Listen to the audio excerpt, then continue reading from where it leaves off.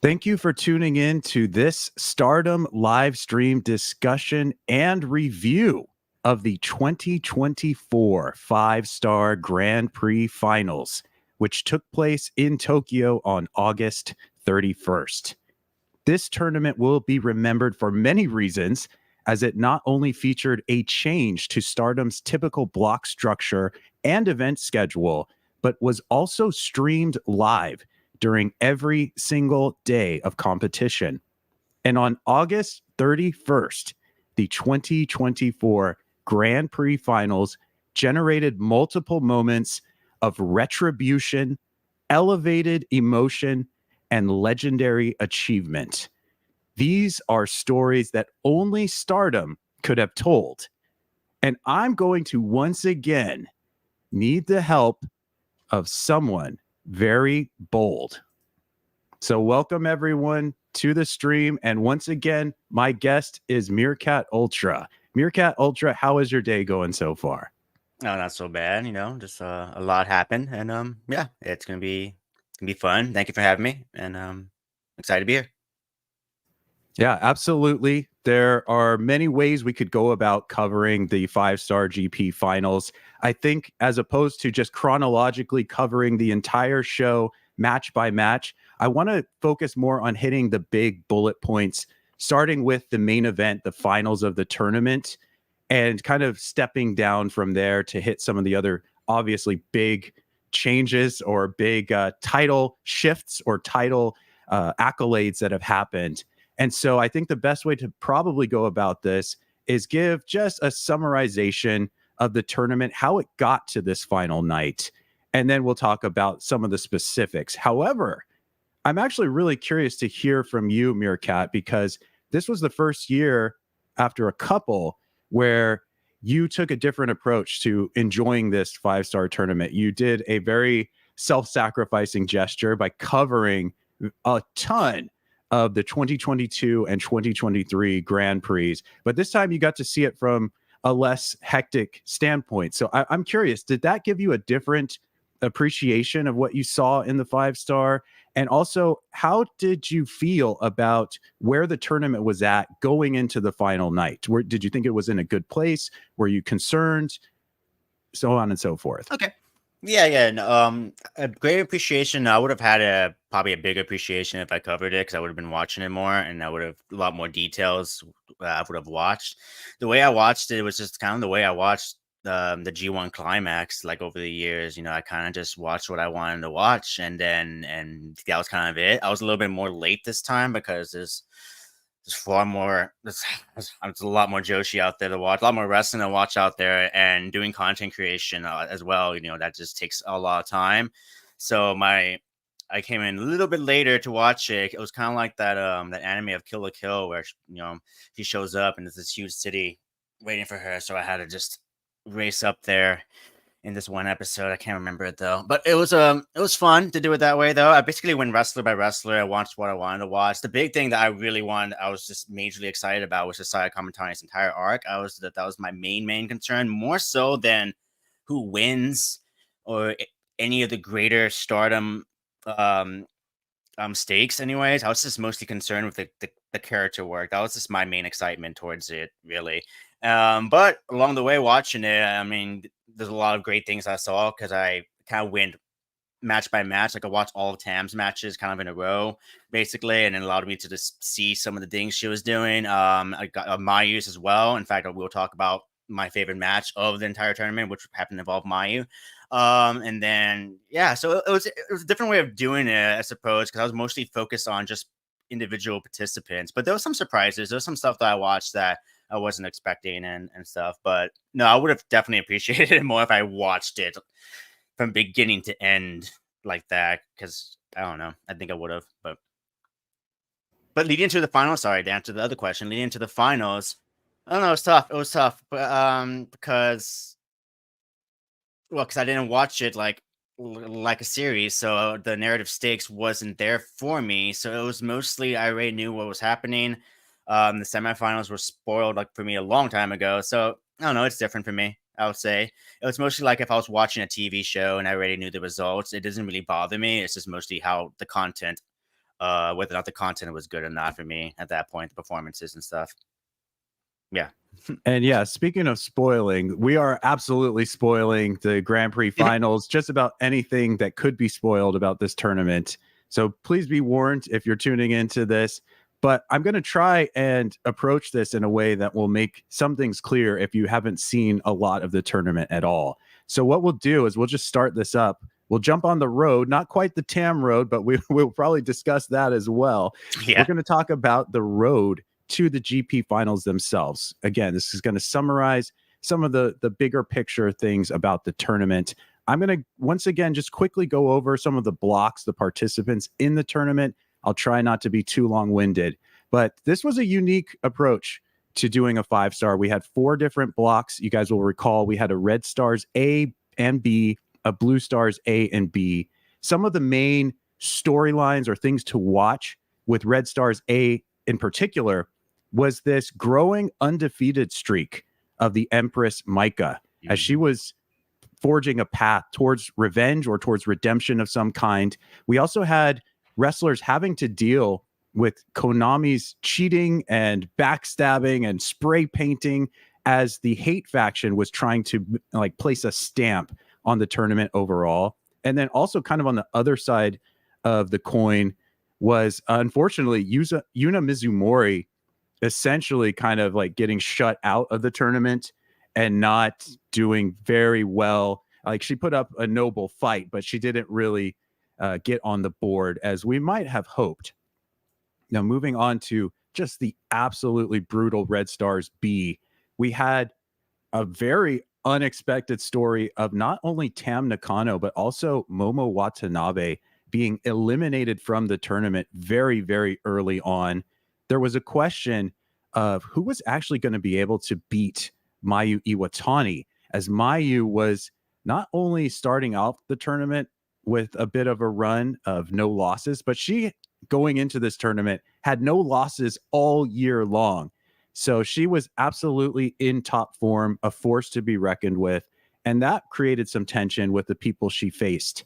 And then there was also this trifecta of draws between Azumi, Meisera, and Tomoka Inaba. They each ended up in either a time limit draw or double count out with each other.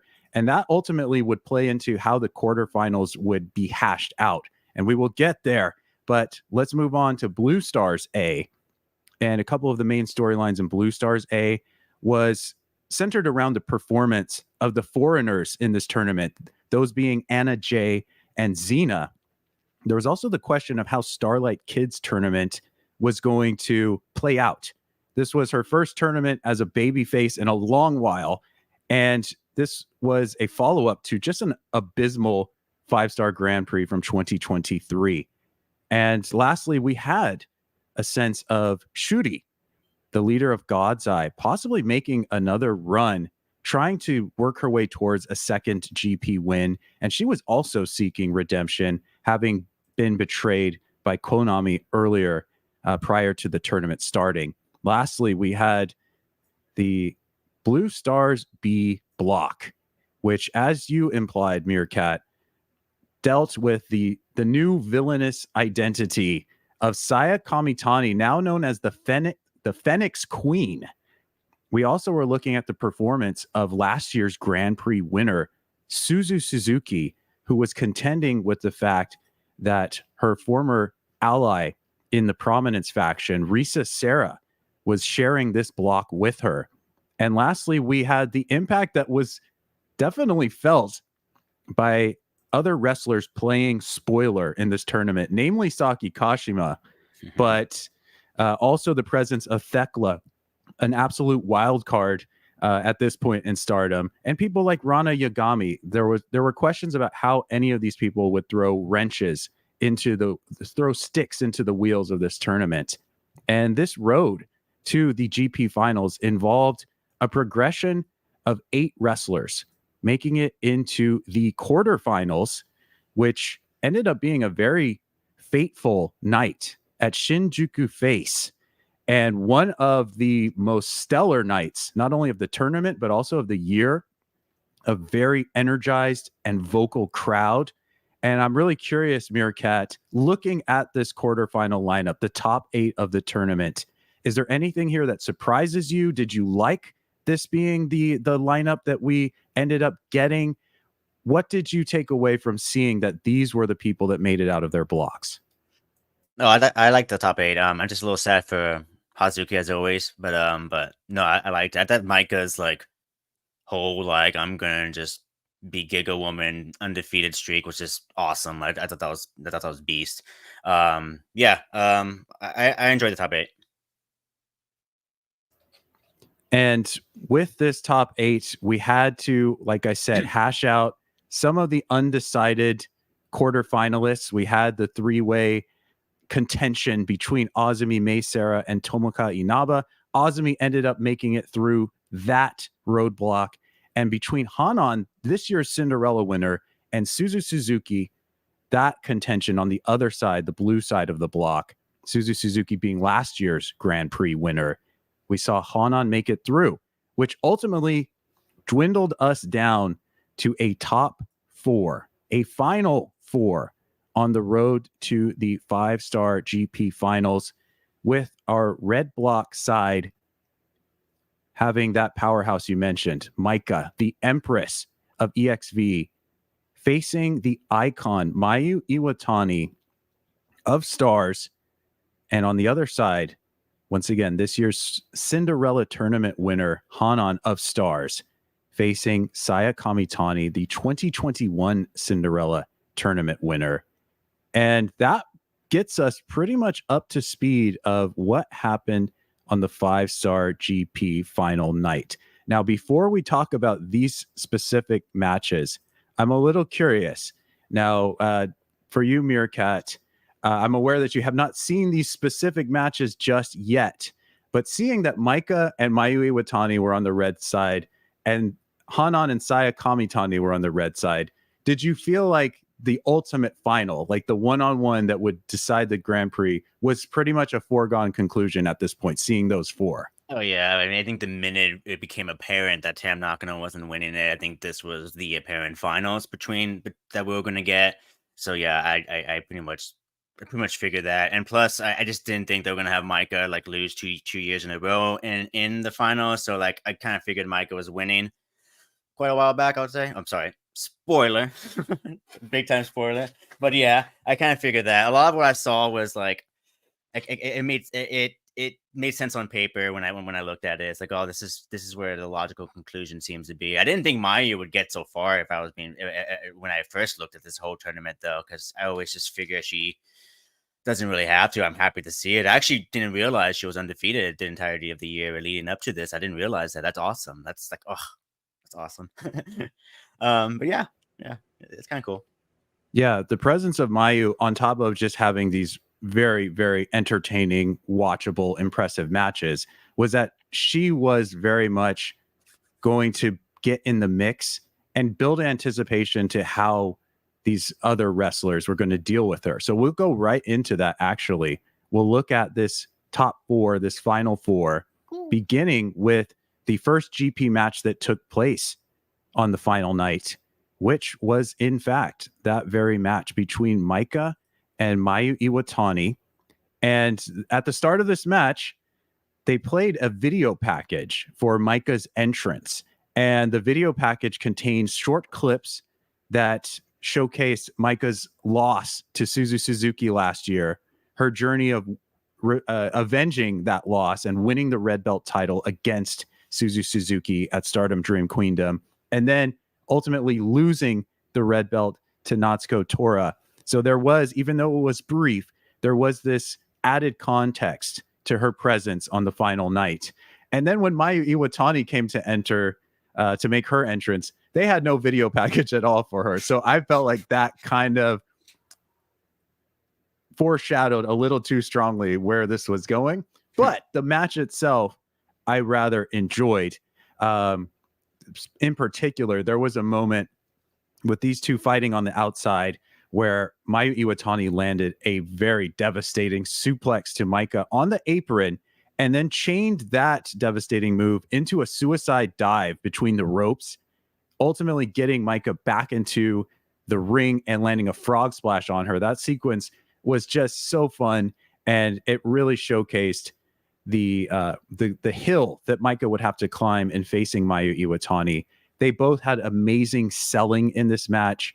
Maika sold really, really well for the various head kicks and super kicks that Mayu threw. It was almost like Maika was getting shocked into slow motion, and she would just very methodically collapse to the mat.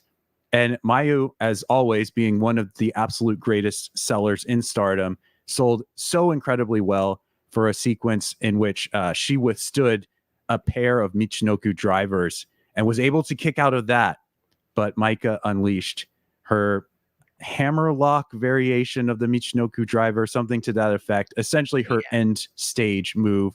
And that was finally the chance for Maika to overcome Mayu Iwatani. Nice. And I believe this was the first, at least, significant singles match between the two. At the very least, it's very rare to see them facing off. And I felt like this was a chance for Maika to be established as at least being in the same rough stratosphere or echelon as where Mayu and other top tiers are. And as you implied, you know, the further conclusion of the tournament also would indicate that. We'll go ahead and just quickly move ahead to showcase what happened in the blue side block. So you mentioned the finals being somewhat telegraphed. I think they were very much telegraphed once we had seen Maika get through. And the fact that Hanan had previously defeated Saya Kamitani. These are two members of the same exact blue block B. So they'd already faced each other. This was essentially Hanan versus Saya Kamitani 2. Yeah. And it wasn't likely that Saya was going to be defeated twice by the same person. So one thing I noticed about this match, there actually, I don't think were many or any members of H.A.T.E at ringside. This was going to be a match decided by the two wrestlers.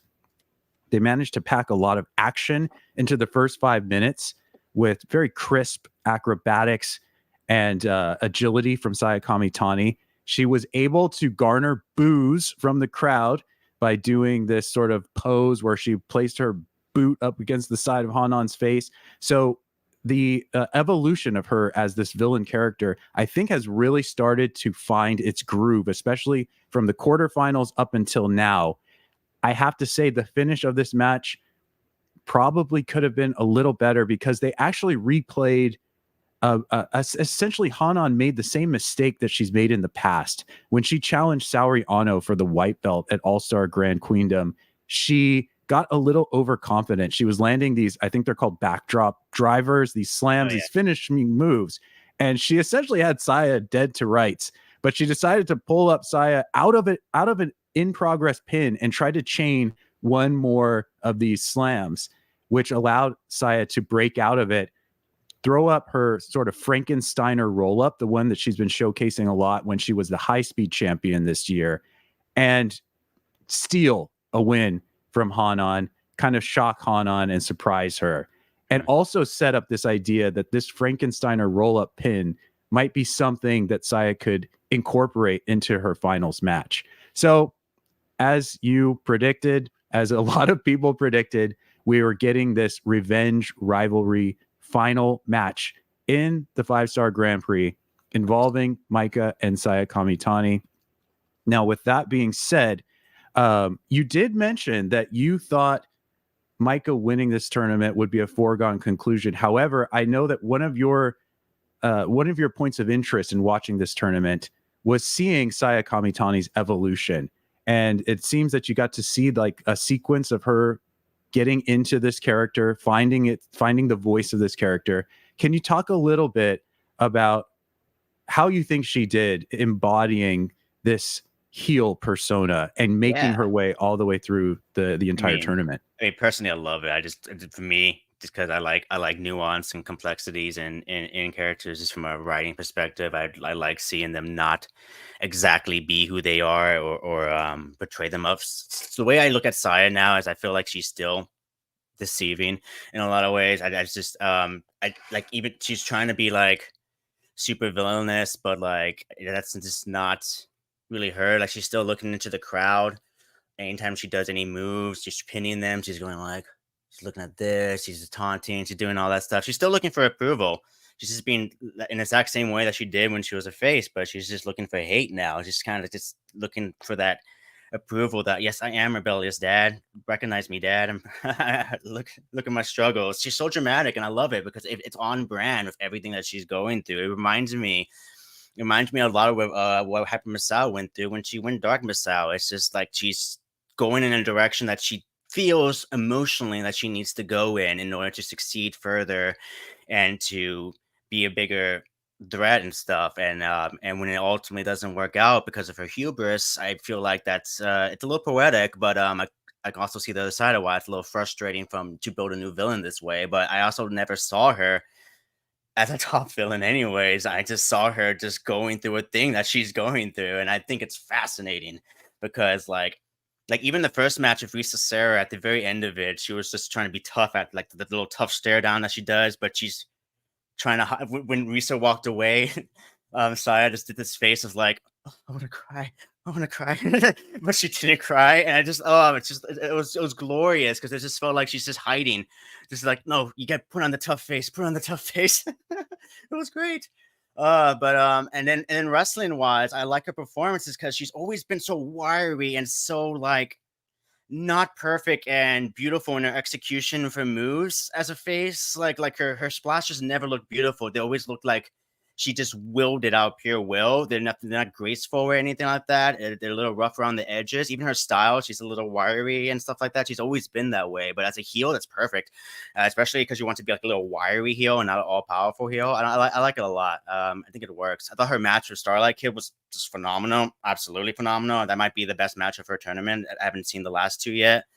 Yeah, it looked great, especially in that arena too. I can talk about Shinjuku Face and the way Stardom lit that for like 30 minutes. But I've been highly enjoying what she's doing. I'm very, very curious to see where she goes from here, because I don't know where you go from here other than winning the artist belts like they usually make them do whenever they get a big loss. But I don't know where she goes from here. But I'm excited to see it. I just like I don't know. I like what she's doing with the character, and I think it's interesting. It may not be what people expected, but I don't know. I like it. I still think she's lying to herself and in a fun way. So that's why I like it. That's awesome. You mentioned dramatic performance. You mentioned hubris, and all of that was completely on display in the final match of the 5-star GP, and much, much, much, much more. So we will start talking about this. And when you get a chance to see this, I am curious how you're going to respond to it, because they played up quite a lot. And I'm going to try and summarize some of the things that I noticed, and we will talk about, you know, the ultimately the result of the 5-star GP finals. They had teased this potential final all throughout the tournament. Leading into the GP, we had the betrayal of Maika at the hands of the coward, the deceiver, Saya Kamitani. And that set the stage for this new red belt picture in Stardom, this new tournament picture in Stardom. And we were ultimately getting what I was calling, you know, a story of rapid betrayal and rapid revenge. But they did some intriguing things with this. Now, you brought up the Starlight Kid and Saya Kamitani match in the quarterfinals. Very much a standout match in this entire tournament. And one thing that did make that match stand out is that right at the offset, when they hit the starting bell, we heard a very animated crowd almost split down the middle, and immediately breaking out and erupting into chants for both Saya Kamitani and for Starlight Kid. And it was almost like the room was at war for who was going to have more support. And this is exactly what happened in the Grand Prix final. The starting bell was struck, and a much larger venue was now filling up with chants for both Maika and for Kamitani. And there was this tug of war happening, and it made everything feel like a larger buildup. This was also a mirroring of the 2021 Cinderella final, between Saya Kamitani and Maika. And so one of the things they played up in the Cinderella match and in this match was how exhausted and fatigued they were from having to have wrestled earlier in the same night and now having to clash with everything imaginable on the line. So they played all of that up very well. And they also played this match in a very slow and methodical fashion. It actually made me anticipate that they were going to work their way into some kind of time limit draw and maybe have to do a sudden death stipulation of some kind, because it was really that prolonged and drawn out. However, as you think about the moments in the match and you think about the dynamic between the two, they were imbuing this with that level of drama you were talking about. They were trying to find every dramatic beat that they possibly could.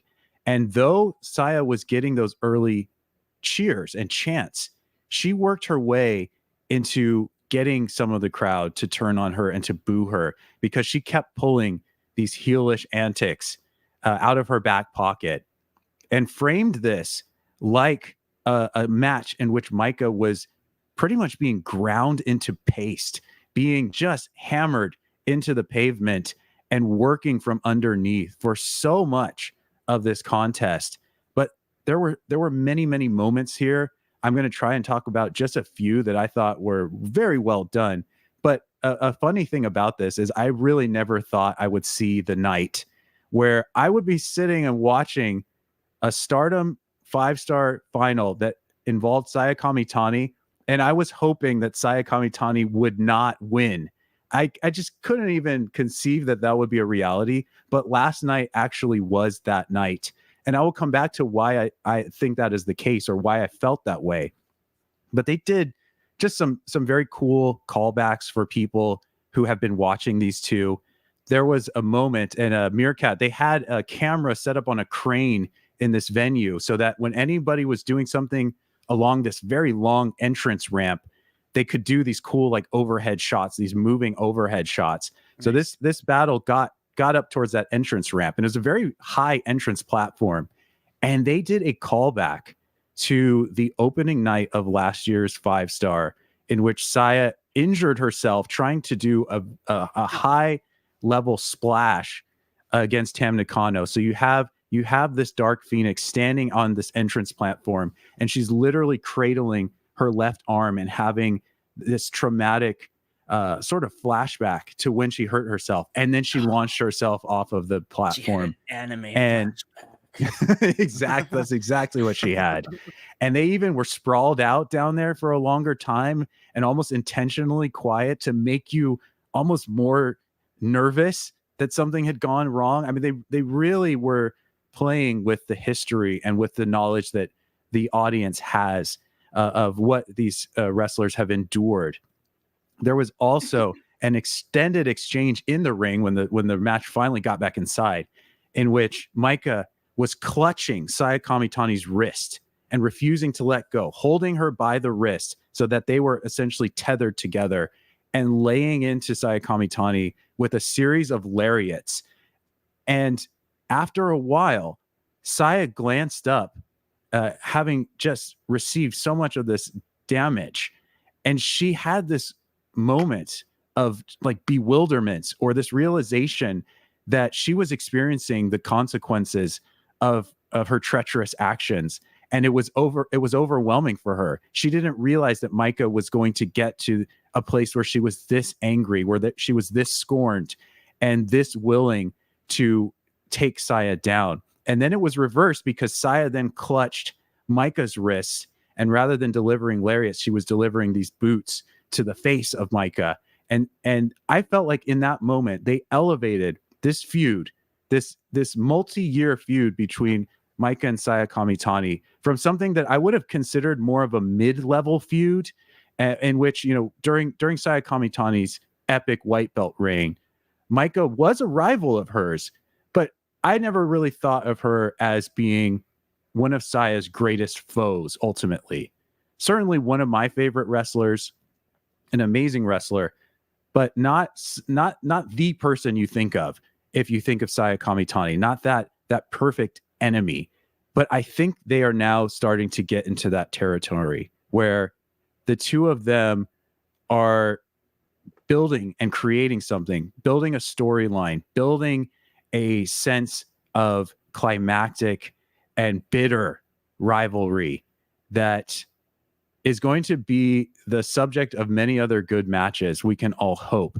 So the last few great moments of this match involved variations on each other's finishers. So Maika has this, I've seen it called like an avalanche Michinoku driver. It's a second rope Michinoku driver that I believe she debuted in Philadelphia at Stardom American Dream against Megan Bayne. That moment was just absolutely massive.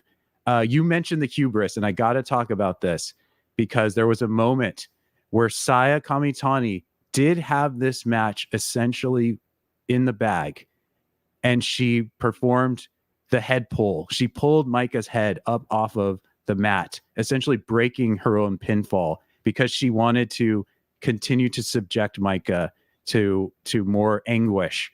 And that hubris ended up backfiring because ultimately Maika did land that very same hammerlock Michinoku driver, the variation, the strongest form of the finisher. And this was actually, I believe, the move that was first used against Saya Kamitani earlier this year at Stardom Supreme Fight. So they were able to bookend the two biggest matches that they've had together in a resounding and sort of poetic way, I guess we'll say. And I just really like the elevation of, once again, the Saya Kamitani and Maika feud. And naturally, as Maika was able to claim the victory, this is also the elevation of Maika herself, running the entire table, I believe becoming the first person to have a completely perfect run, not a single loss across the entire tournament, and taking the prize that she fell short of claiming last year, redeeming the loss to Suzu Suzuki and becoming the 2024 5-star Grand Prix winner. So, Meerkat, you said you saw it coming. I've tried to describe a little bit of what was done during the match. How do you feel about Maika in this position? And were there other people that you thought maybe were as deserving, more deserving, or are you essentially happy for her reaching this just very rare accomplishment?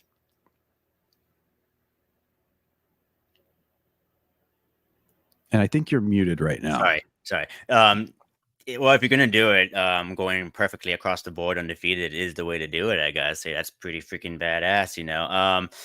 As for anyone, well, also another thought too. This is random, but random question.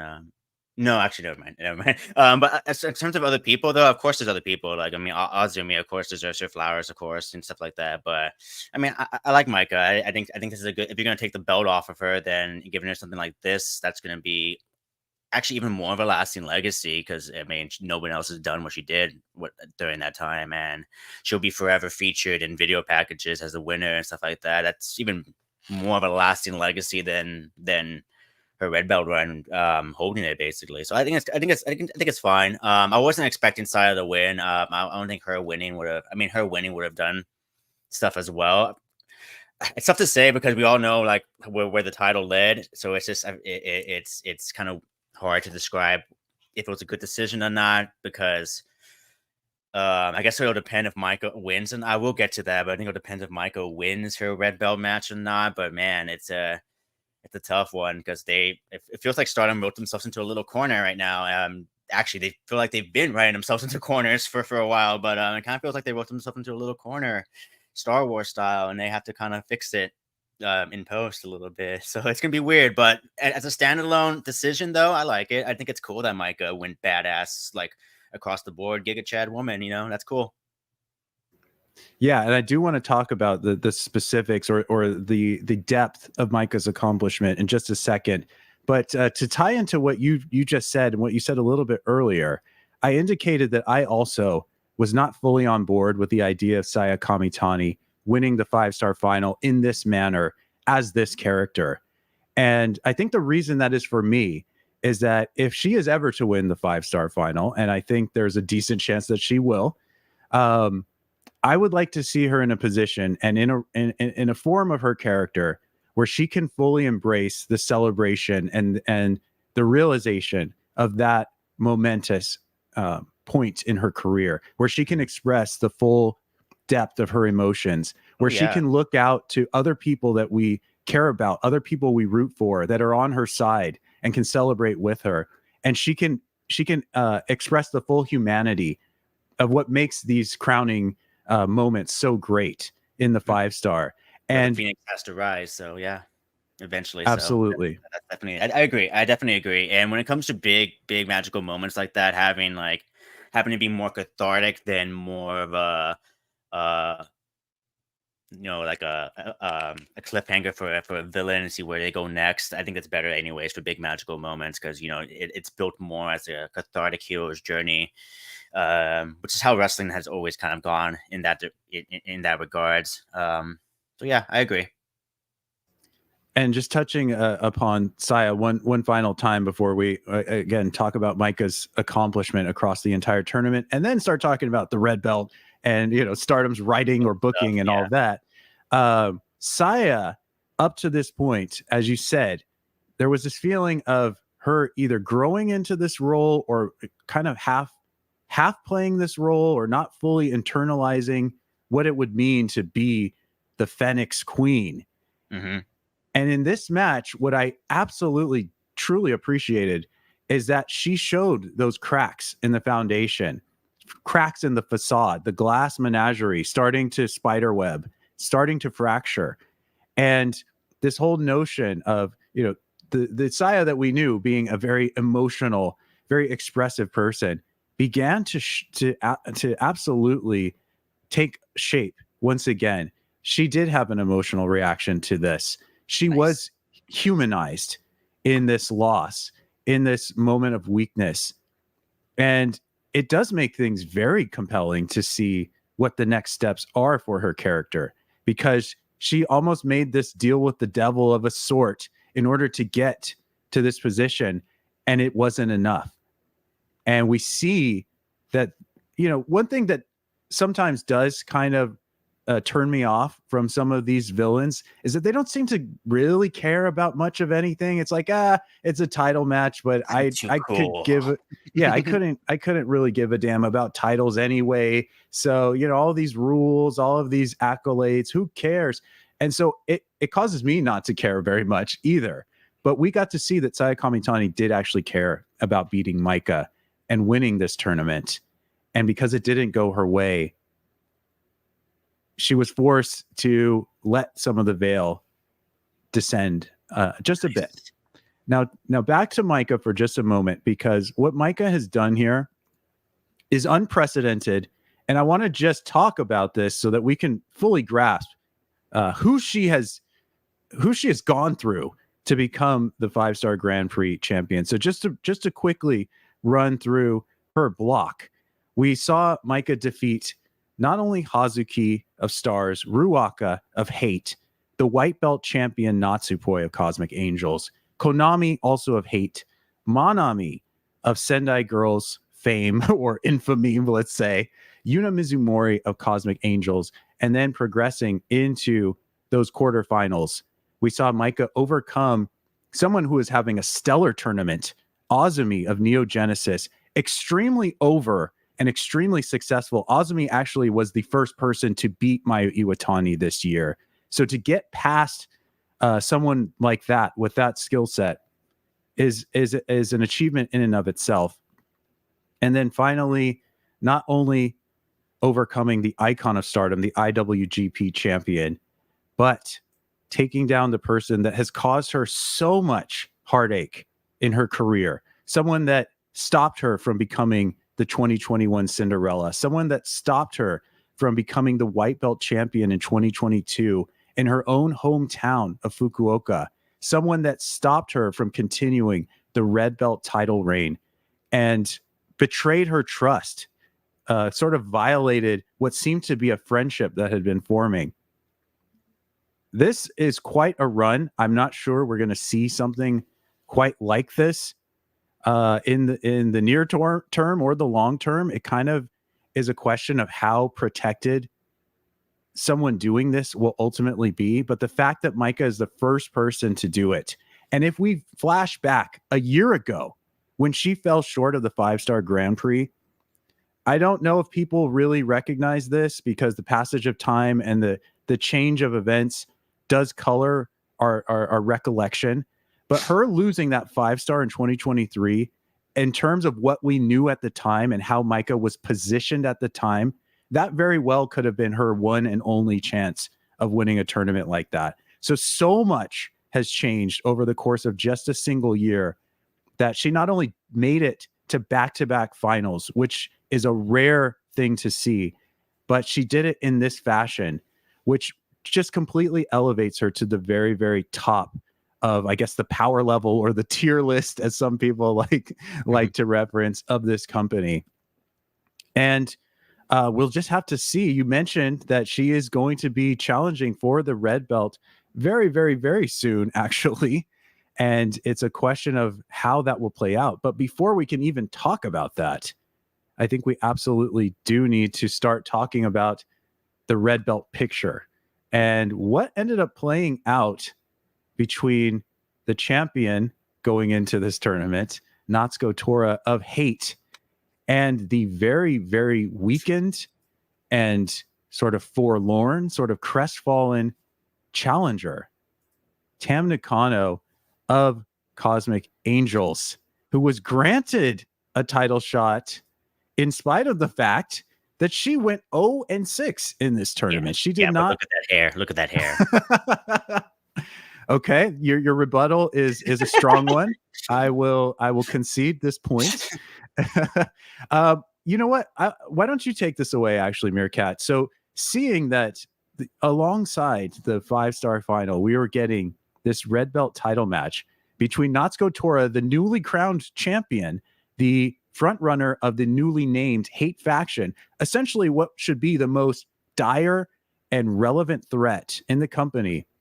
Seeing that she was going to be defending her title for the first time against someone with great hair. We have to also factor in that this hair was cut short by Natsuko. One of many hideous things that was perpetrated against Tam. But just seeing that this match was happening, how did you end up feeling about that? And what were you expecting at the offset? Well, at first, because I was still behind. So when it was first announced and I already knew Tam's results, I was like, wait, what? Wait, why? I was so confused of why it was happening to begin with. But then, like, from what I understood, though, just by sort of watching it, I didn't like listen to the promos or anything. But from what I kind of understood, it just seemed like that Natsuko Tora was targeting Tam at her weakest and was just looking for like an easier victory. That's what it seemed like to me. It's definitely it definitely doesn't help that she lost, though, if that was the sort of direction that they were going, because it means you lost to someone who was at their weakest. But I can kind of see the story that there were. I can see that there was a story at least going in, and maybe a bit copium on Tam's sake, but I didn't see it, so again, I can't tell you if it went well, if they told an interesting story or what the story was. But I'm sure it was a fantastic Tam lore filled match, though. But I don't think um, it definitely happened way too soon, especially on a first defense. I don't know. It definitely made results wise, it makes Natsuko Tora seem like incredibly weak.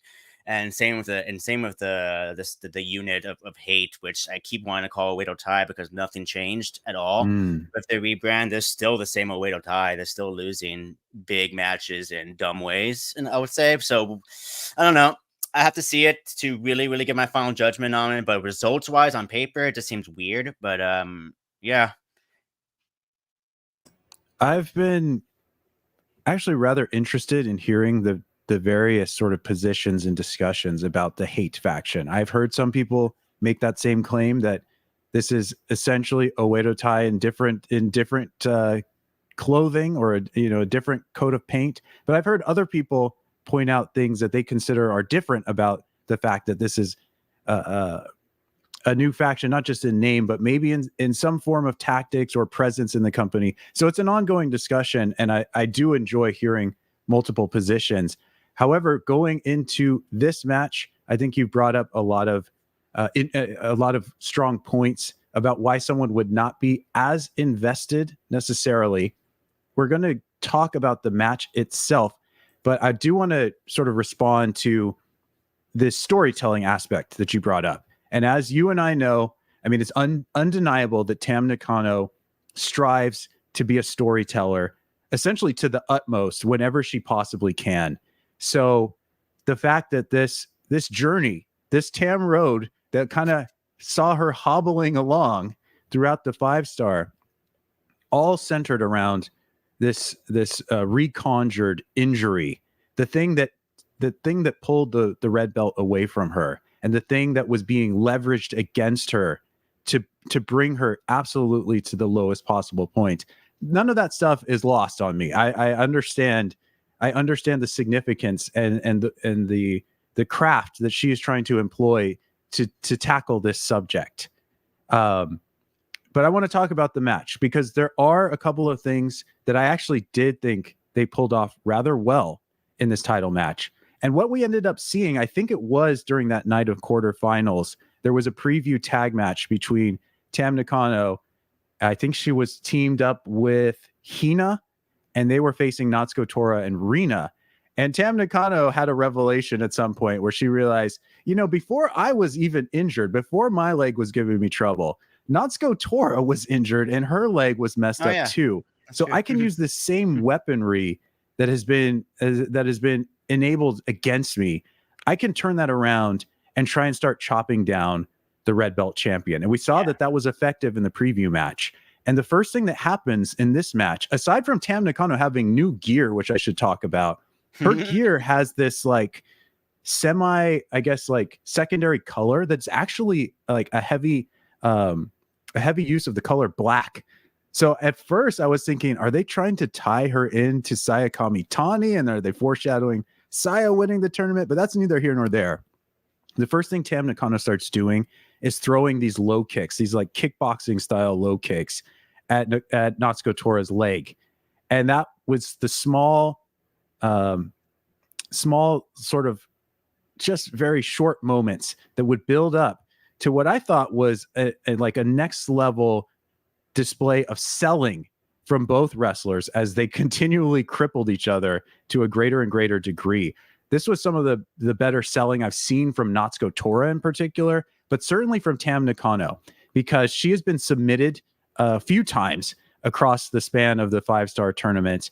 And knowing Tam Nakano, like understanding the character, it was pretty clear to me that Tam Nakano is not going to tap out when the World of Stardom Championship is on the line. It's not something that is in her to do.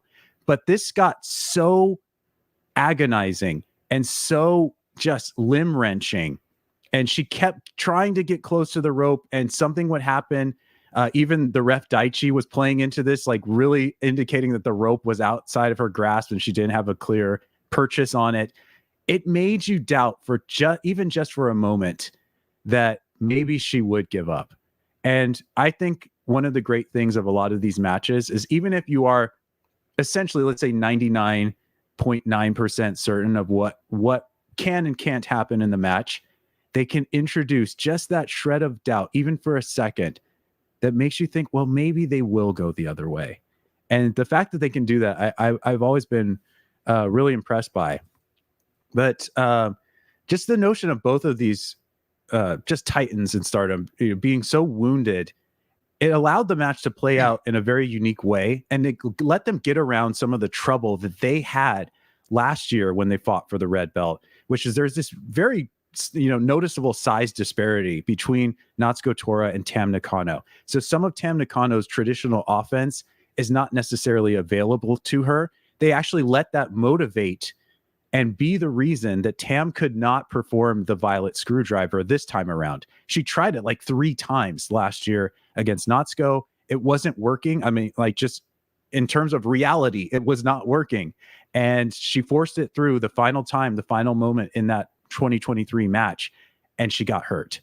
And so this time she was trying it, but the fact that her knee was already compromised prohibited her from being able to perform it. So those were the things that I thought went well. I got to talk a little bit about the finish of this match, which, at least on the first watch, just to be totally honest with everyone, the finish was not for me. It felt very, very, very over dramatic for my personal taste. And that is saying a lot because, you know, I'm usually like, yeah, pile on the drama, pile on the storytelling. This thing bordered on goofy. I think you could set the Benny Hill soundtrack to it in the background, and that would feel perfectly in place. You had Daichi being pulled out of the ring, just like he was in the Natsuko Tora versus Maika match. You had different sequences playing out that seemed like Natsuko was going to do the same dog and pony show to Tam that she did to Maika. But then Saori Ano, who was commentating the match from way back in the nosebleeds, she takes off her headset. She starts charging down towards the ring. The cavalry starts to show up. All of the Cosmic Angels members are trying to insert themselves into this war. And now it's a complete faction brawl. It is it is one attempt at cheating after the other from H.A.T.E. And you mentioned, how this match makes H.A.T.E. look. They didn't look great trying to secure the win for Natsuko, because they ended up, both of their shoes were tied and they were slipping on banana peels and, opening umbrellas inside, and nothing just could connect. It was a series of unfortunate events. Everything backfired. And it was supposed to be this crescendo of emotions. It was supposed to be this thing where it's like all of this just misery that H.A.T.E.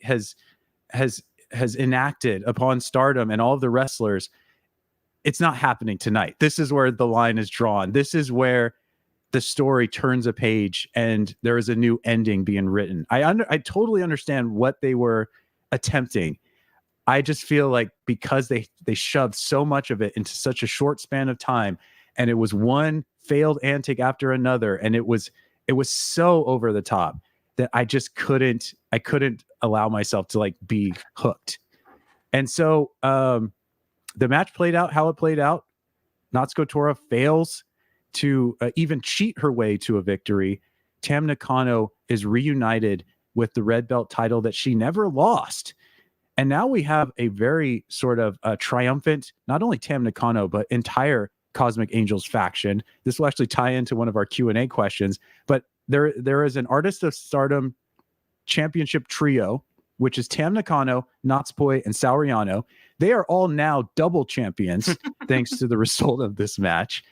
And while I have historically enjoyed that the friendship of these three has been brought onto the stage, and it's allowed to inform how the matches play out, I've typically enjoyed that. Even this to me is a little bit much. And I guess we should now talk about where can this go, and why have they done it in this fashion? Well, you never go full WrestleMania, you never want to go the full, Western wrestling approach to this, because that's gonna be funny to watch, because that just sounds hilarious. That sounds like exactly what happened at WrestleMania, actually. Except we just didn't have Stardom past return. That that would have been funny. Oh man. That's interesting. So Tam's champion. I forgot they were artist champion. So it really is Cosmic Angel supremacy right now. That's hilarious. Well, right now it seems like Tam's gonna face Maika, as you mentioned, sooner than they normally do these things. They normally wait. They normally go right. They normally wait to the big Grand Queendom event at the end of the year to do this, to build it up more. But they're going head first. Maika just can't wait, which is a bit unfortunate, because I don't think Maika's gonna win. So I don't foresee it happening, and that's where I see the problem of the writing going on here, is that it's just all too much. It's devaluing the accomplishments a bit, because you can't just have two champions in a hot potato situation like this. I think that'd be a bit unfortunate for the red belt. But then you're gonna have Maika, who just went unbelievably super warrior mode. Just went with Dawn and Elden Ring. I'm just gonna bash everybody completely. And win, and then just lose to Tam like a month later. It's just it's tough. And then, but if you have, you also can't have Maika just destroy Tam, and then I guess I don't know. It's tough because they worked themselves into a corner, and it reminds me of what George Lucas did in the first Star Wars. You know, he just had no idea where he was going, so he just had to write himself out of it, and it just kept being more and more convoluted. But I don't know. It is what it is. Basically, I didn't. We'll see we'll see where it goes. I'll be excited to see the match, though. It'll be a good match, at least that's for sure. I'm never disappointed by Tam matches in regards to the performances. So, I mean, larger picture wise, it's always a different discussion. But in the context of a singular performance, I wasn't disappointed by anything that I saw from Tam this tournament. I gotta say, so you know, it is what it is. Yeah, and historically, and just if we consider all possible phases of her career, she's a phenomenal storyteller. Obviously, a very solid wrestler. She's been in so many important matches, and she causes, if not a rivalry or a feud, she causes some sort of connectivity with almost everybody she faces. So I'm going to actually, withhold a little bit of judgment on this upcoming title match, which, if you guys do not know, is taking place in the month of September. And I'll just throw up a quick calendar here. September 14th for Stardom Namba Grand Fights 2024. This is a really quick turnaround, but the Stardom wrestlers are getting essentially an entire week off, and then they've got a Korakuen Hall show to hype up this upcoming pay-per-view. They've got a New Blood show, and then we will see the now two-time red belt champion Tam Nakano facing the 2024 5-star Grand Prix winner Maika in a very rapidly employed World of Title match. Again, I'm going to reserve judgment. I think there is a possibility, though the options seem very narrow. Maybe they've got some kind of ace up their sleeve. Who knows? Okada right now feels like Jeremy Allen White in The Bear right now, and he's just in the back, just he's just cooking a lot, and it's just, I don't know what he's doing. I feel like if I walk back there, I'd be like, "What are you guys doing?" But yeah, if you even look at the 5-star, there are a lot of sort of month-long storylines that they're telling. It's very short duration. Quite a few things happen. I mentioned, this idea of rapid betrayal, rapid revenge. They're on a completely different time frame than I was really ready for. I'm starting to sort of understand that that's the case now, and adjust my expectations accordingly. And I don't know if President Taro Okada is being told, like, every single show we have every week, you got to hit a certain number. And so he's like, all right, we just got to fire off all the artillery we have and just load up this show. And then, that's the work rate that they're currently at. I'm not sure, but we'll see what happens. We have the next red belt title match. We have the biggest results of this tournament. So now we can just kind of take a step back and talk about, just things that we personally enjoyed, not only about the final night, but about the tournament, kind of overall. And just real quick with you, Meerkat, are you doing okay for time at the moment? Oh yeah, you're fine. Excellent. Okay. So I want to talk about something else that happened on the final night that is my very, very, very honorable mention. And I'm just going to jump right into it. We had another title match that took place on this night. Not necessarily as high profile as the red belt title, but what they did with this surprised the hell out of me. This was actually, for me, the most shocking thing that happened in the 5-star Grand Prix finals. A very, very surprising result. We saw the future of Stardom champion Rina facing her sister Hina with this title on the line.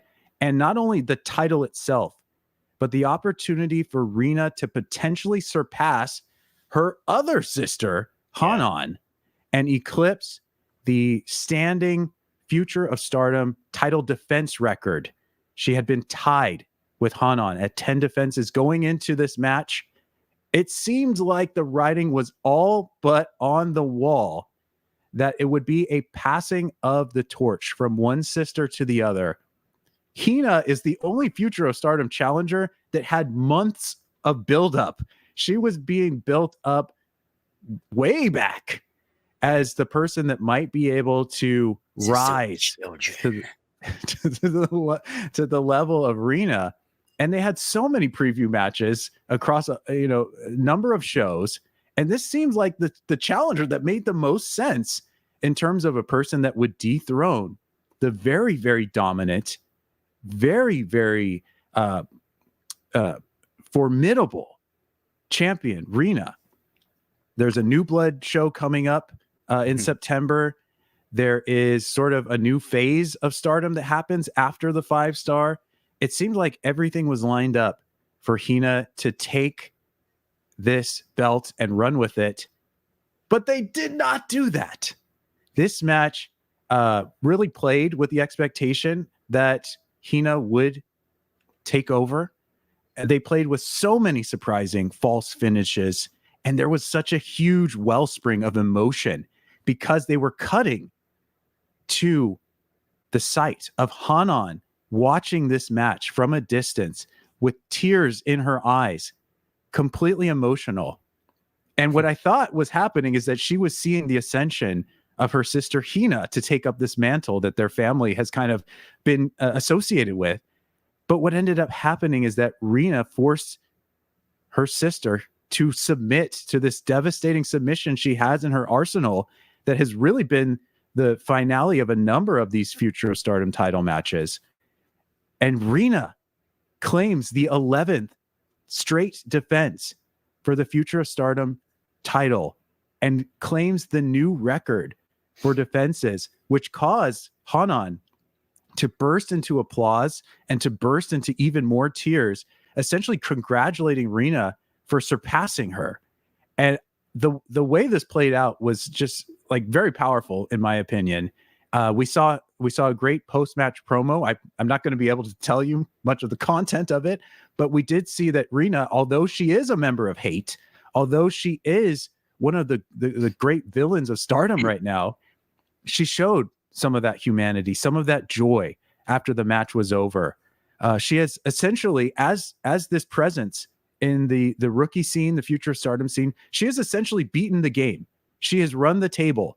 The part of the reason that Hina made the most sense was that there was nobody else for Rina to face, and yet she continues to dominate. She continues to preside over the Future of Stardom.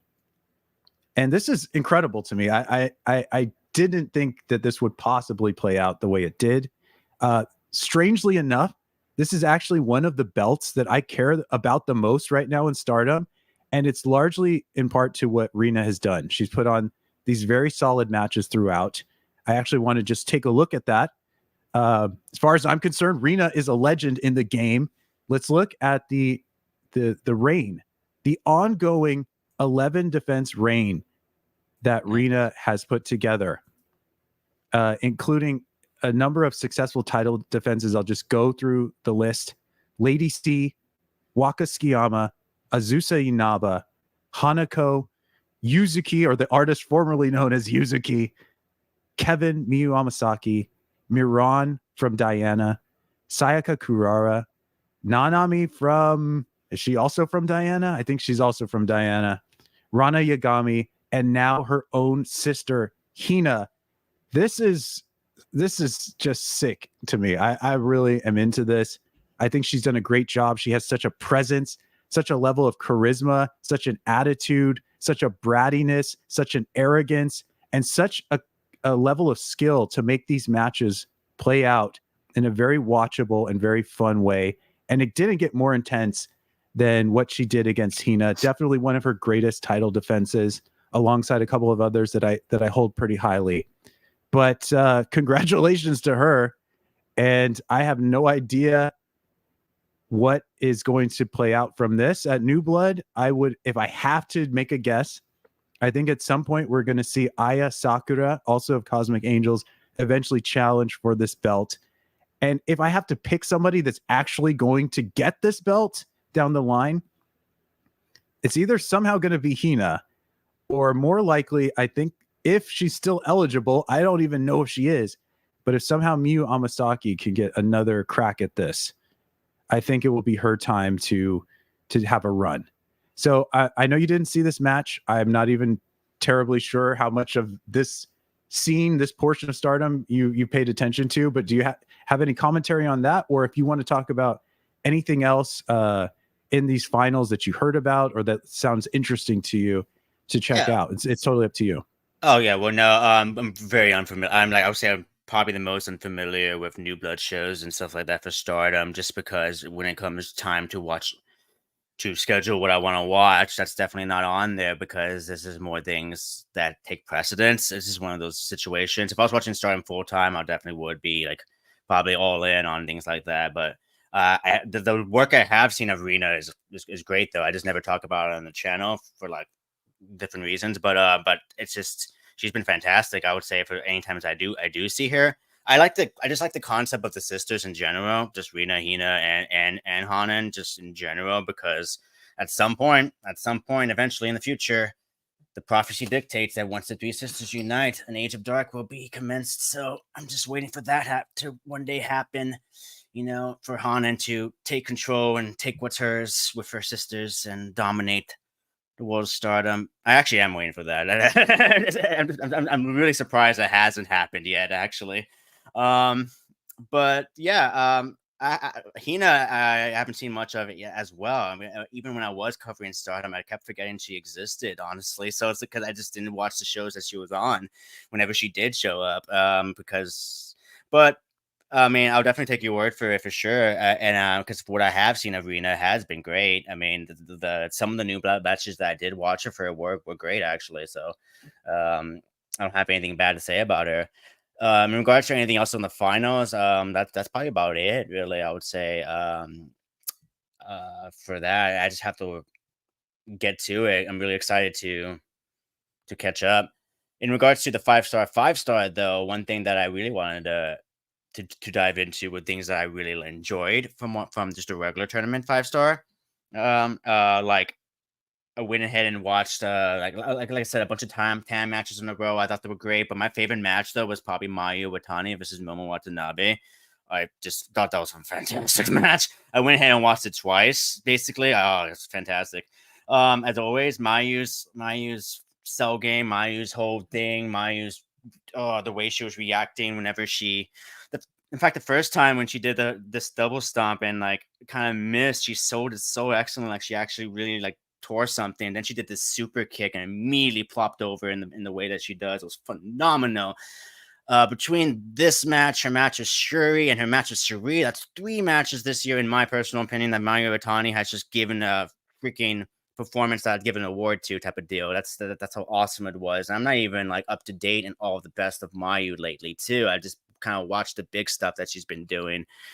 That's why I love Mayu so much. That's why I love these 5 stars so much, because I get the chance just to sit back and just watch my personal favorite performer do this thing, and just be an artist and just absolutely just slay it constantly. Just be in the zone. She's so in it, so in it. She never is not in it, even when she's like doing secondary Mayu mode, which you can always tell because she has her hair wrapped up, which is not like super serious Mayu mode. Yeah, she puts her hair up, like when she faced Tomoka Inaba, for example, she has her hair up, stuff like that, you know.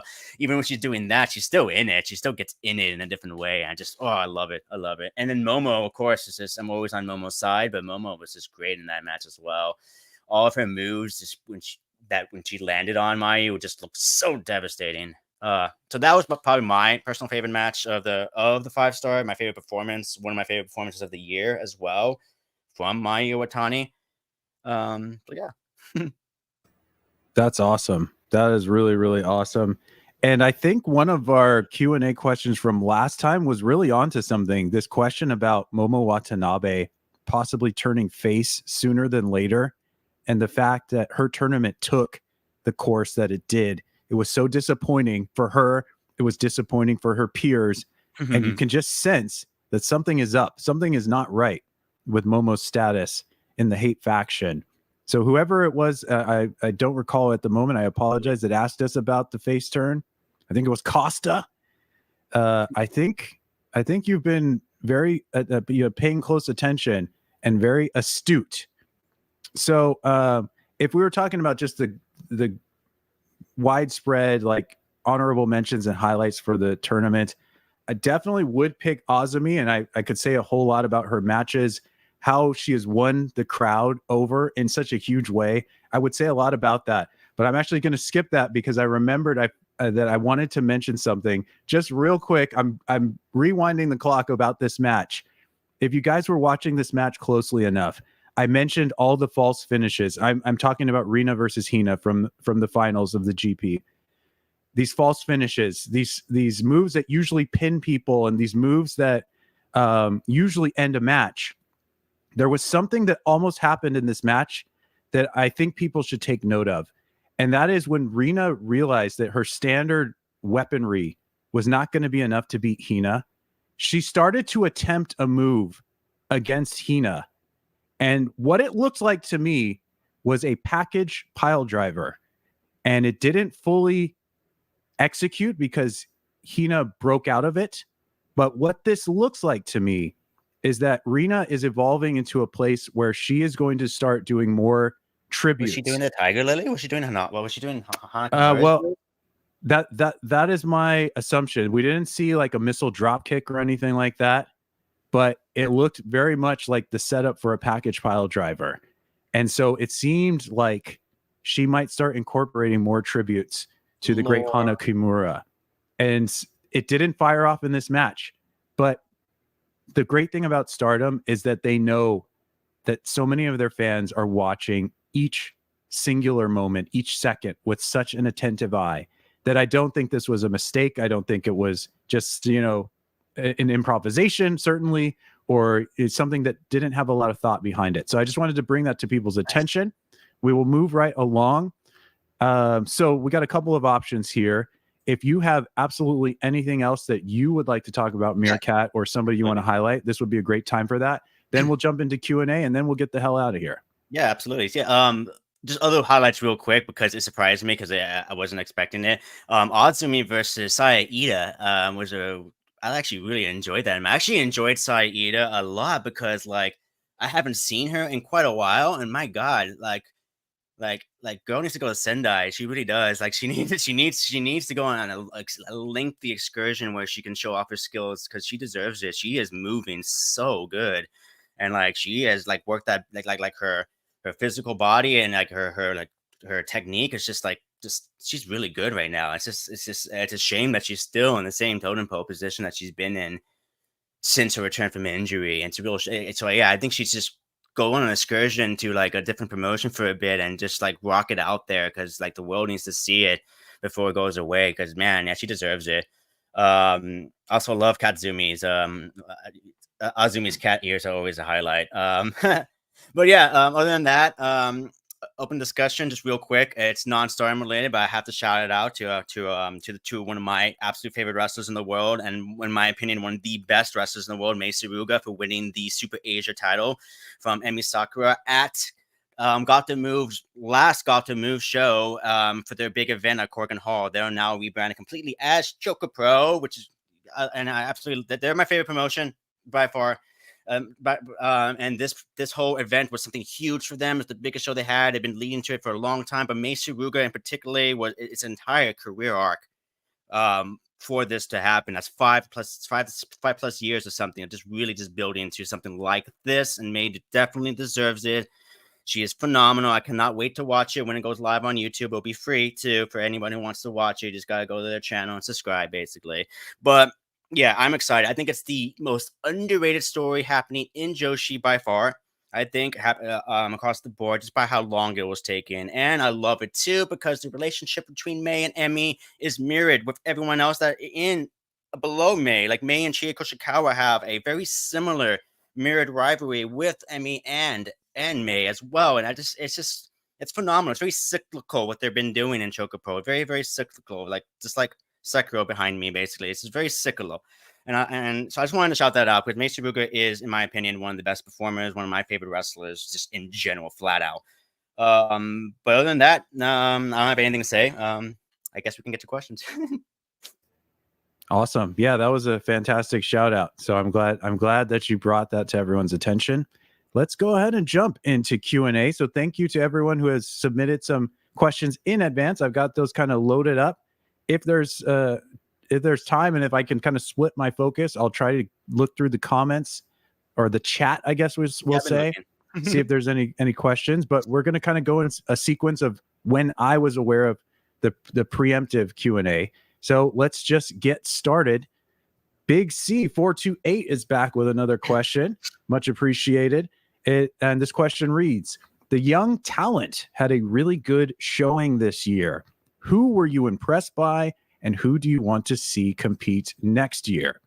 For me, the clear standout is Tomoka Inaba. She absolutely owned her place in this tournament. She was in the toughest block by far, and she didn't feel like the odd person out. She's got amazing offense. She's got an amazing entrance and persona.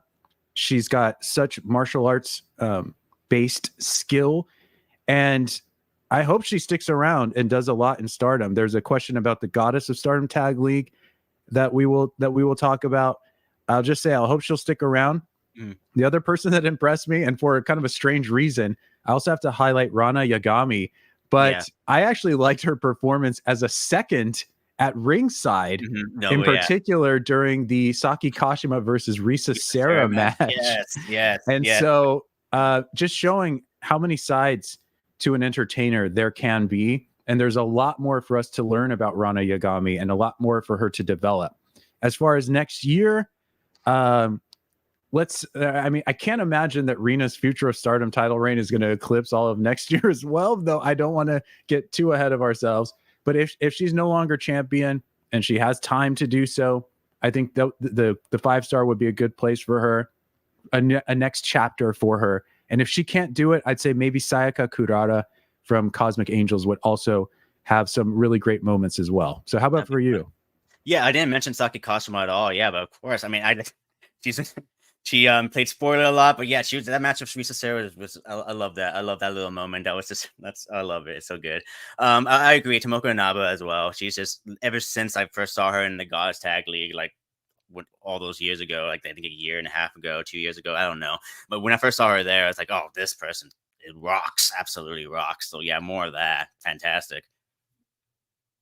Yeah, and in terms of next year, though, I can agree. Probably Sayaka Kurara. I actually want to see more Rana Yagami. She had a match. I forget who it was against, but she gave a really passionate promo at the end of it. I really like the way her eyes were like emoting. So I want to see more. Actually, I'm excited. Very nice. Yeah, that's good to hear. All right, we'll move along to our next question. This is from Brianna Maniac, and Brianna Maniac asks us, Unamon hasn't challenged for any titles yet in Stardom. It has to happen eventually, right? My question is, what title do you see her challenging for or want to see her challenge for? And this is an interesting one. So one thing I've really enjoyed within Cosmic Angels, there are a lot of dynamics between different wrestlers and different pairings. But I like the trio of Yuna Mizumori, Aya Sakura, and Sayaka Kurara, with Yuna being almost like the teacher or the manager of the other two. And so once Cosmic Angels, the other Cosmic Angels members lose the artist belts, I want to see that trio play up this very underdog, like, we can do this. The odds are against us, but we're going to try attempt at the artist belts.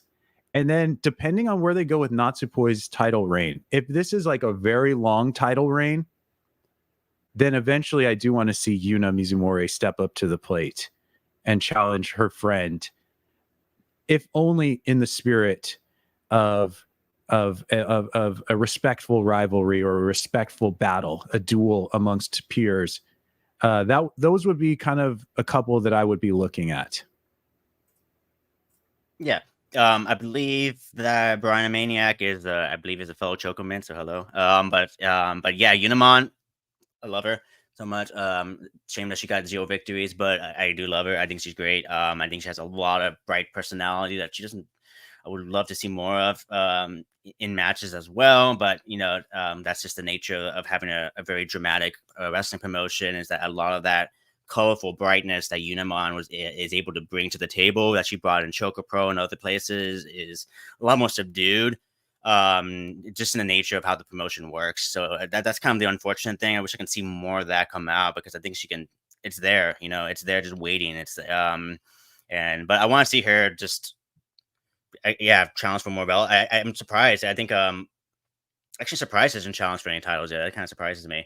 A trios belt seems obvious as a direction to go to, since they never stay on. It's like the one ring and never stays on somebody for too long, so somebody will get it. So that seems like a likely scenario for her to challenge. But I would like to see her challenge for white belt matches as well, but just so you can see just what she can do on a mega dramatic level, because I've seen it before. She did it with Emi Sakura in a final match. She had a very dramatic, emotional match, so she can do it. And she wants to face for the belt of emotion, then she can definitely emote that. So yeah. Yeah, she's a performer through and through. She can sing, she can dance, she can fight, she can make us laugh, and she absolutely can take us to those. Cosmic Angels dance during Choco Pro pandemic. She was teaching it to the other girls, so she knew. That's next level. That is next level. Let's move on to the next question. We've got Gyro Video Stream asking very blunt, straightforward question. Was the 5-star predictable this year? It depends who you ask. I personally have not been great at making predictions. I have to say personally, I didn't find this tournament to be all that predictable. There were many things that threw me for a loop. Just to kind of give a little visual context, you mentioned Mayu Iwatani. I didn't imagine her getting this far into the tournament and devastating so many other people's chances. That being said, I didn't expect Azumi to be the first person to beat Mayu Iwatani. I didn't expect Tam Nakano to wash out. I actually had Tam Nakano winning this tournament. Right? You guys saw the last live stream. So what does that tell you? I didn't expect Momo Watanabe washing out this quickly.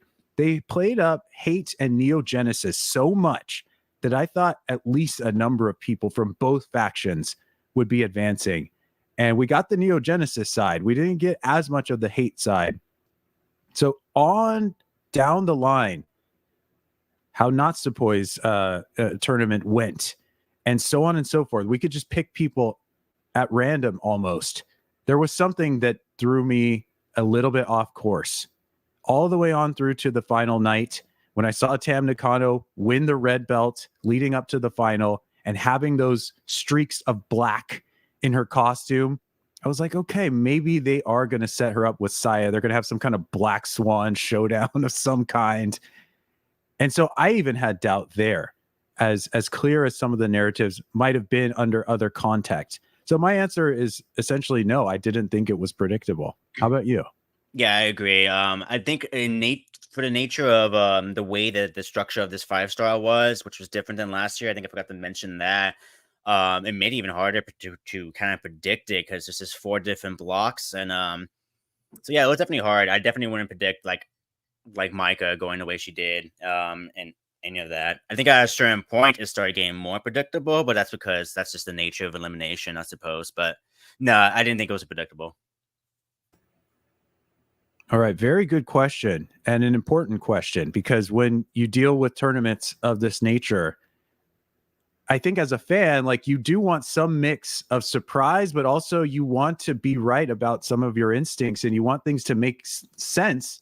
You want it to go into like a somewhat logical place, but there is such an ebb and flow on where on that spectrum things ideally will fall. So a very important question to be asking. Let's move on. Unforgiven 85 wants to know, after the 5-star, how do you book the Queendom main event? So this is Dream Queendom at the end of the year. And what are your thoughts on the upcoming Goddess of Stardom tourney? It is a long one this year. Thank you. Well, thanks for your question. So I looked at this a couple of different ways. If you're just wanting to make the biggest match you can for Tam Nakano, the red belt champion, at the end of the year, I think the biggest one you can make within Stardom is got to be Mayu Iwatani. And this could maybe even set up some kind of series in some way that can like flow over into Wrestle Kingdom week and some of the other events in that span of time.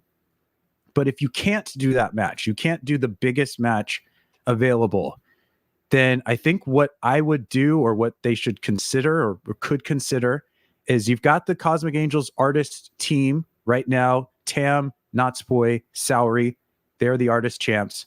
You have that team lose to the Neo Genesis team of Suzu Suzuki, Mei Sarah, and the person pinning Tam in that match, Starlight Kid. And you build a Starlight Kid challenge. She has got such a level of momentum in terms of crowd support. She is, I don't know if she's officially, but she is ultimately positioned as the faction leader of this group. She represents the group that is the future of the company. And so I think you give her that spot at the end of the year. If you can't do Mayu Iwatani, let's put Starlight Kid up near the top tier and see how far she can progress. How about you, Meerkat? I'm curious what you would do. That's really hard when it comes to like booking in fantasy booking this way. It's not something I engage in too often because it's just it's hard to see where it's going to be, and it's hard to see what I would actually want without any type of build up. I have no idea, honestly. If Tam's still champion, I can see them trying to do a Kamitani main event. Actually, I can just see them pushing it like that. If Maika wins, I have no idea, honestly, where you can go with that. It's really hard. I actually do want to see Starlight Kid eventually get further and further up, though. I really do. But it seems like she might win like the white belt before she ever does that. She might be leading to that against Poi. Yeah, very true. It's very tough. It's very tough to predict. As for the upcoming Goddess of Stardom tourney, my God, I'm not even thinking. That didn't even come across my head. Honestly, that never does. It never did. Like the time I engaged with the Goddess of Stardom tournament was the last time, because it's not my favorite. Even when it came with like any tag tournaments across the board, even all the way up like back in the day with New Japan's G1 when they did their tag stuff, I was never interested, so I'm not that interested in it, to be fair, for me. Yeah, let me chime in just a little bit on Goddess Tag League. I did see them promote it during the finals of the GP, and as was indicated in the question, I think it's going to go into like the month of December or something like that. Like it's going to span the whole rest of the year. I can't quite recall. They are promoting it and starting it right after this 5-star, which is typical. But sometimes I wish they would give maybe just a little bit of a buffer of space for us to to see the fallout in the aftermath of the 5-star and not immediately have to think about tag teams. Yeah. That being said, I definitely want to see Tomoka Inaba and Azusa Inaba in different teams in this Goddess of Stardom Tag League. And then I want to see what's going on with Momo Watanabe. I want that to play out as we're seeing this league unfold. Maybe her chemistry and her synergy with Thekla is starting to wane in this tournament. Those two seem like a natural tag team, actually. Yeah, I mean they're gonna raise hell. There's no doubt about it. But maybe every once in a while something doesn't click and they get frustrated with each other, and we start to see where is Momo eventually going to be traveling. Well, apparently she's traveling to the U.S. every once in a while, but that's neither here nor there. Apparently she killed it against Mercedes Moné. I haven't seen it, but I've only seen little short clips. But everything I've seen, I'm like, oh, this is sick. All right. I think we've got one last question here, if I am not mistaken. This is for Cute Things Art. Do you think the Cosmic Angels should hold every title in wrestling or just in Stardom? Every title in wrestling. And this, of course, touches upon what we mentioned. They are the Artists of Stardom champions, and each of those champions has at least one other belt. I don't even know what to say. Let's keep it at just every belt in Stardom. I think let's keep it at that, and allow them to enjoy their dominance. They tried to set up H.A.T.E as being the faction that was going to terrorize and was going to tear the company apart with its just sheer force. That's the thing. They always get distracted by the cuteness. The cuteness underneath that cuteness is just pure terror. Cosmic Angels all along, Yeah, and we behind just Tam didn't Nakano, know you can it. smile. She's still that Oedo Tai. She's still that bratty like princess that's in there. You know, that's still Okay. there. That never left her. So let she'll that be a lesson dominate to you all. and yeah, they'll send Natsuko over to TJPW, and she'll take it from Miyu Watanabe to snatch it. Yeah, and then they'll send Tam as a Roman Reigns Twilight Chief to yeah, to I like this everywhere and just this snag it all. Yeah, phrase in the chat, cosmic terrorists. Start cosmic designing terrorists. some new shirts, some new merch. Very well. So I think we've covered quite a bit here in terms of summarizing this just absolutely momentous finale to the 5-star Grand Prix. It is such a positive such a positive factor that we didn't tread down the same path as last year.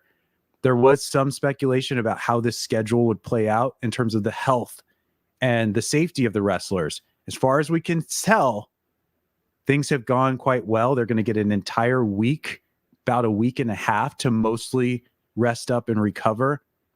And we didn't have people dropping out, other than Natsuko just willingly dropping out at the beginning, not related to an injury. So anyway, this show really was something. It presented a lot of firsts and a lot of high bars in terms of what a wrestler can achieve across many different matches, across the red belt picture, the future of Stardom picture, the tournament itself. With that being said, I'm going to still need to take some time to really reflect on all of the different character journeys, the character dramas in this tournament, and assess how I feel about it as a complete piece of art. But as far as discussing this today, I really got to thank you, Meerkat, for joining me and adding so much to this discussion. I really liked the perspective you had, especially on Saya Kamitani and on some of the storytelling that Stardom has brought to our attention, and picking out what is working and some things that maybe look a little odd from certain angles. So I thank you for that. While we have you here, can you please let people know a little bit more about you? I know you're an up and coming, new person to the content creation scene. All right. Yeah, no, I do. I cover YouTube content in so funny ways. I got like sorry, let me start over. So yeah, Meerkat Ultra, I make YouTube content on Joshi wrestling, other wrestling, any type of wrestling, and sometimes music, which is some of my favorite content to make. Actually, I'm releasing something Monday on music. Actually, on something, and that's generally what I do. Sometimes they're funny, sometimes they're serious. Kind of depends. Sometimes they're really unhinged. But next week I'm releasing a intro to Tokyo Joshi Pro Wrestling 2024 in September. Finally getting to it. It only took me like 8 months to finally get to it. So yeah, that's releasing that. It's 23 minutes. I'm excited. There's early access already on my Patreon if you want to go visit that. I don't know if you want to do that. I just finished today my AEW All In at Wembley review recap. It's also like 20-something minutes, and that one plays more into how unhinged I get in general, just because it's a lot easier to be unhinged of AEW because I mean it's AEW. And then and then after that, for the whole month of September, basically I am working on Saya Kamitani material finally, so I can dive into that.